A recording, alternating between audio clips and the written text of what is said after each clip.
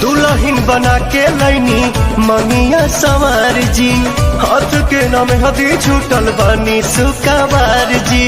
हसुआ धरानी जन चिंते से गलम हो, चिंते से गलम खेतवा में संगे न चलम, हमसे कटनी न होई ये बलम।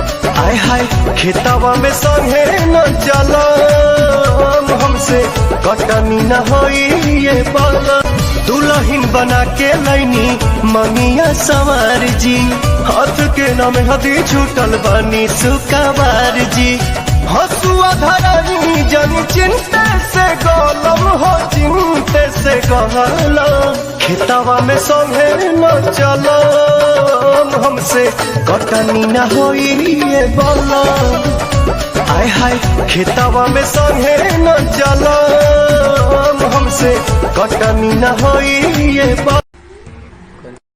कबड्डी अड्डा तोर बाप बुड्ढा तोर माई लंगाड़ी पकड़ ले टंगारी टंगारी टंगारी टंगारी टंगारी।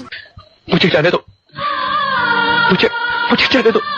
गेहूं झाड़ा था खेत में सारा था, रोज देखी देखी हमर होकर जा फटता। भतारी साला सब दिन के गेहूं काटता, भतारी साला सब दिन के गेहूं काटता। दुल्हन बना के लैनी मंगिया सवार जी, हाथ के नाम हदी छूटल बनी सुकवार जी। हसुआ धरानी जन चिंते से गलम हो, चिंते से गलम खेतवा में संगे न चलम, हमसे कटनी न होई ये बलम।